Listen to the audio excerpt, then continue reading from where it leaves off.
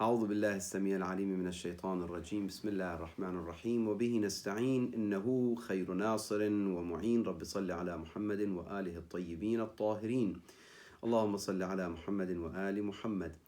Nous sommes arrivés dans notre échange de théologie sur la question de l'association ou le fait d'associer à Allah subhanahu wa ta'ala et pourquoi dans l'islam c'est très important ce point qu'il ne faut absolument pas associer à Allah subhanahu wa ta'ala aucune autre divinité. Pourquoi cette question est tellement importante dans la vision islamique? Al-Sharik, qu'est-ce que ça signifie exactement, Sharik?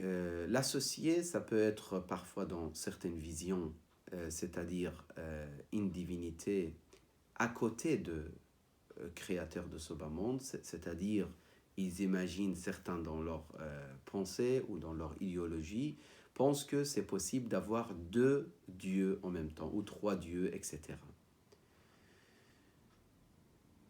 Et lorsqu'ils disent plusieurs dieux, ça veut dire ils ne considèrent pas que le créateur de toute l'existence est un. Ils voient plusieurs créateurs également. Ils voient plusieurs divinités l'un à côté de l'autre. Mais il y a d'autres sortes d'associés à Allah subhanahu wa ta'ala, d'autres sortes qui existaient au pays de Hijaz, c'est-à-dire à la Mecque et autour. C'est le fait de croire au Créateur, mais en même temps de dire que lui, il a créé d'autres divinités et qui participent avec eux le pouvoir, qui dirigent le monde avec eux, etc. Ça, c'est les deux visions que les deux sont rejetées dans l'islam. Tout d'abord, pourquoi on dit que ce n'est pas possible d'avoir d'autres divinités à côté d'Allah subhanahu wa ta'ala? Vous savez, ici, il y a un argument qui est basé sur des questions philosophiques, qui dit que finalement, si vous croyez à plusieurs divinités, imaginons A et B, et pour qu'on puisse imaginer A et B, il y a une distance entre les deux.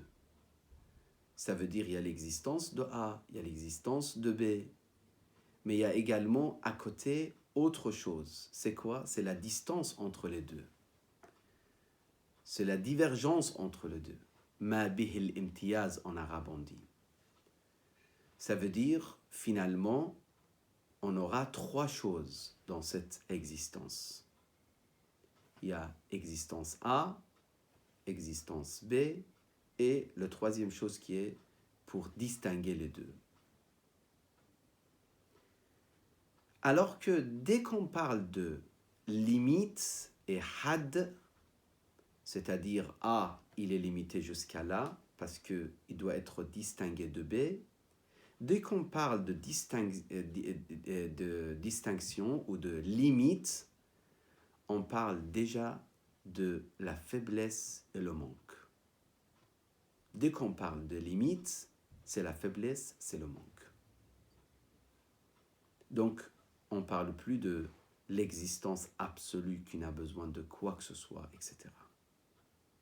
C'est pour ça qu'il dit ta'addudu wajib al-wujud. Si on dit que l'existence obligatoire, il y en a plusieurs, par exemple deux,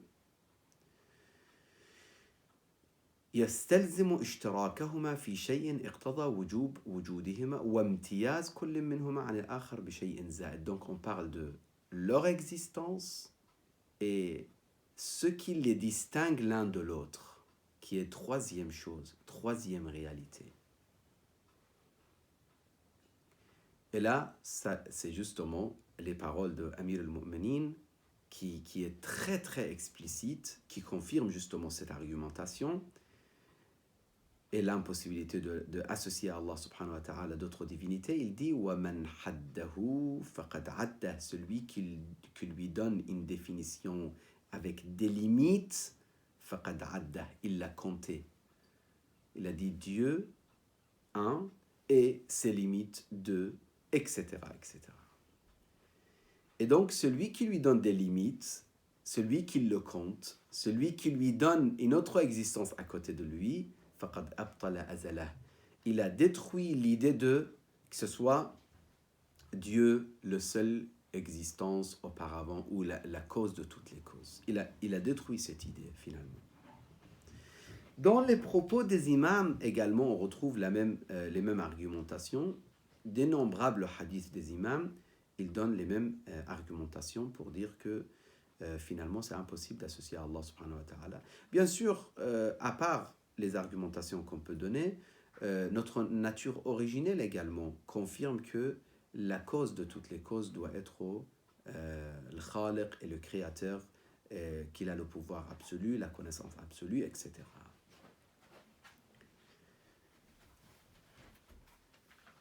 Maintenant, d'autres manières pour prouver l'unicité de Dieu, subhanahu wa ta'ala.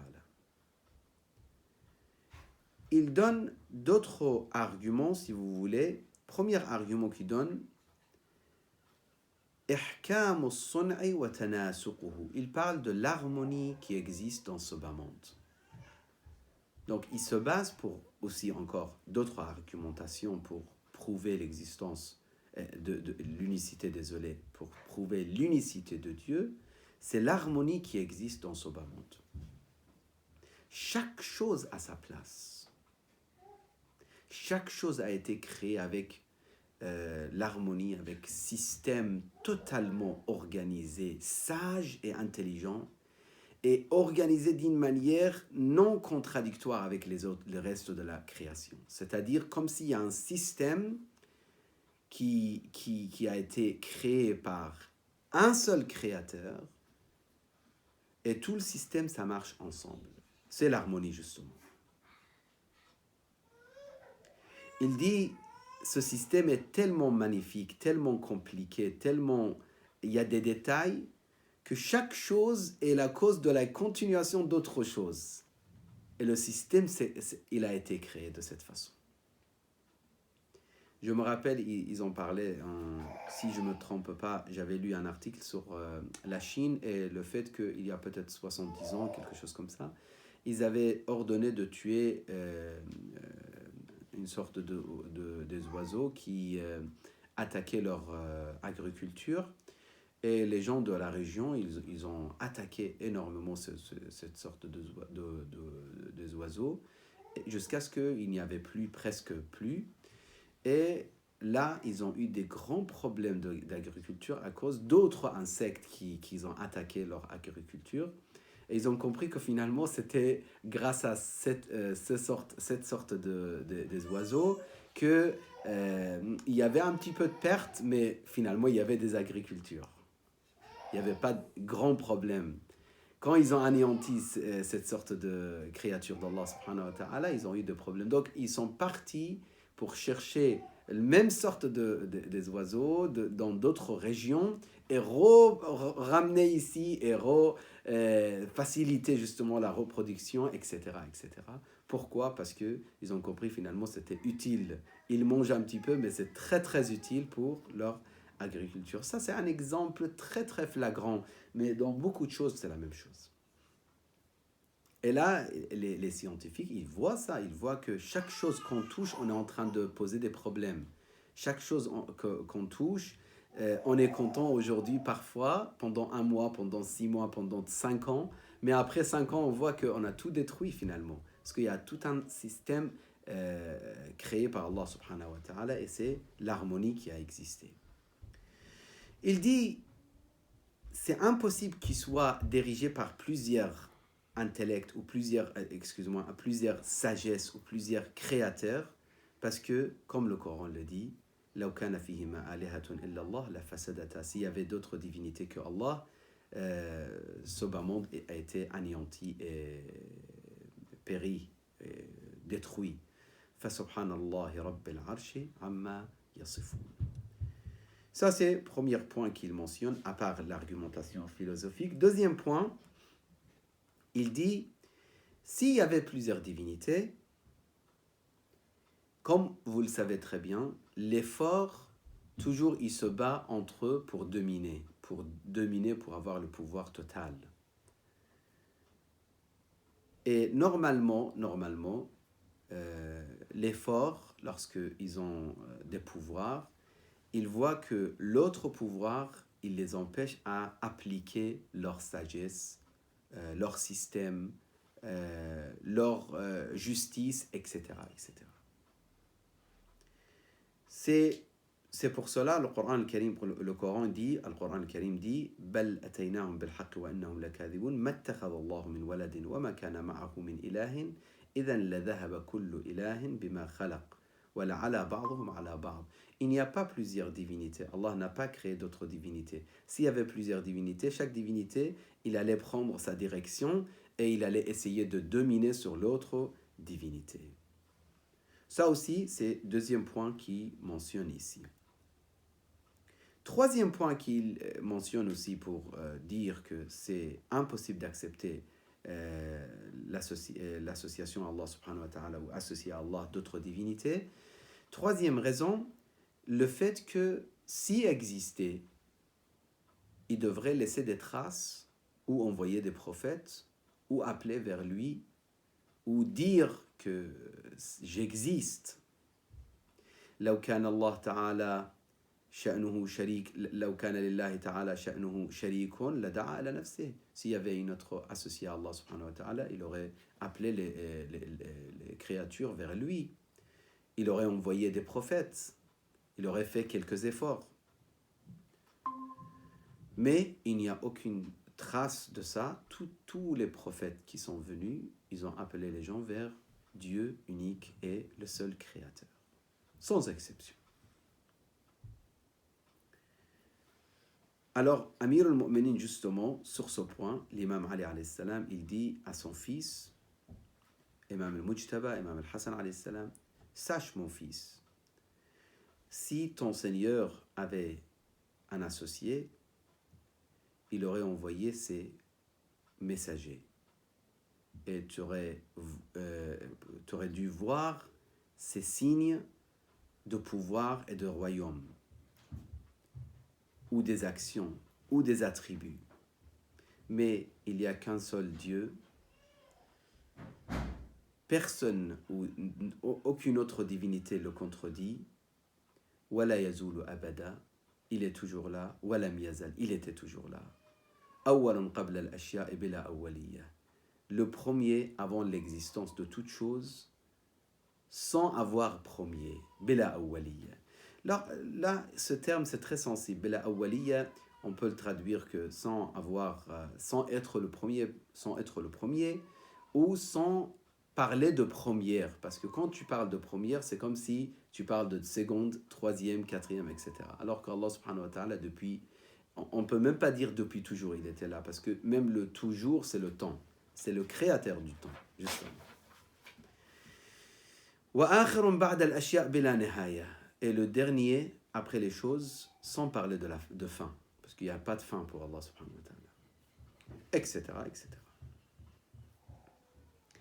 Donc maintenant, la question qu'au début j'ai mentionnée, comme je vous ai dit, associer à Allah subhanahu wa ta'ala, des fois ils associent une autre divinité, des fois ils associent, non, des créatures, mais qui devient comme créateur ou qui atteint la divinité à leur manière de penser, comme par exemple le veau qui a été fabriqué par Samiri. Samiri, il disait jamais que le veau c'est le créateur absolu, absolument pas. Mais il dit c'est aussi quelque chose qui mérite d'être adoré. Donc nous dans l'école de Ahl-Bayt, il faut faire attention. On ne considère pas les imams ou le prophète ou les prophètes, on ne les considère pas comme des personnes qui doivent être adorées, pour qui on doit prier, pour qui on doit sacrifier, etc. Non. Justement, même lorsqu'on prie sur Muhammad wa Ali Muhammad, on demande d'Allah, le sunnite et les chiites, tout le monde, c'est la même chose. Quand on dit Allahumma salli ala Muhammad wa Ali Muhammad, on demande à Allah d'envoyer sa bénédiction à notre noble prophète.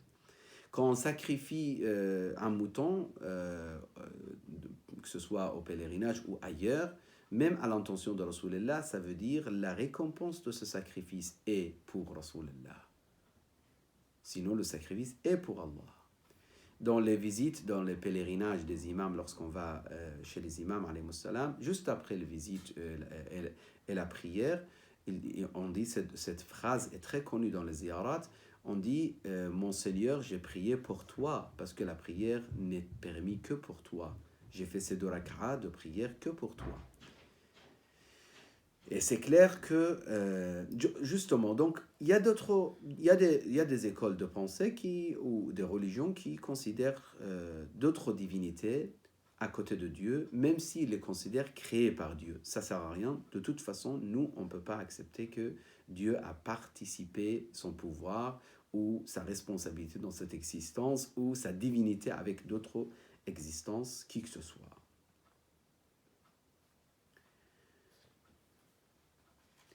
Pour terminer, qu'est-ce qu'il doit croire qui que ce soit par rapport à l'unicité de Dieu, subhanahu wa ta'ala? Certains vont poser la question, vont dire, mais est-ce que c'est nécessaire de connaître beaucoup de choses philosophiques ou beaucoup d'argumentation, etc., etc., ou juste le fait de croire à l'unicité de Dieu est suffisant? Il dit, إن الذي يجب الإقرار به على كل حال والاعتقاد به من كل مكلف هو التوحيد فقط, juste l'unicité. Même si on ne connaît pas les détails autour de cette question, mais l'unicité en général doit être acceptée par un croyant. L'imam alayhi salam, il dit, Sa'altu an adna al-ma'rifa, quelqu'un a posé la question à un des imams, il a dit, c'est quoi le minimum de la connaissance qu'on doit avoir? Faqal, le minimum de degré de connaissance qu'on doit atteindre, quelqu'un qui est croyant, un fidèle, al-iqrar bi'annahu la ilaha ghayruh. D'abord, croire qu'il n'y a pas de divinité hormis ou en dehors de la divinité de Dieu subhanahu wa ta'ala. Wala shabaha lahu wala nadir. Il n'y a pas d'existence qui le ressemble ou qui est égale à lui. Wa annahu qadimun, et qu'il existait depuis toujours. Rien n'est comparable à lui, rien ne le ressemble.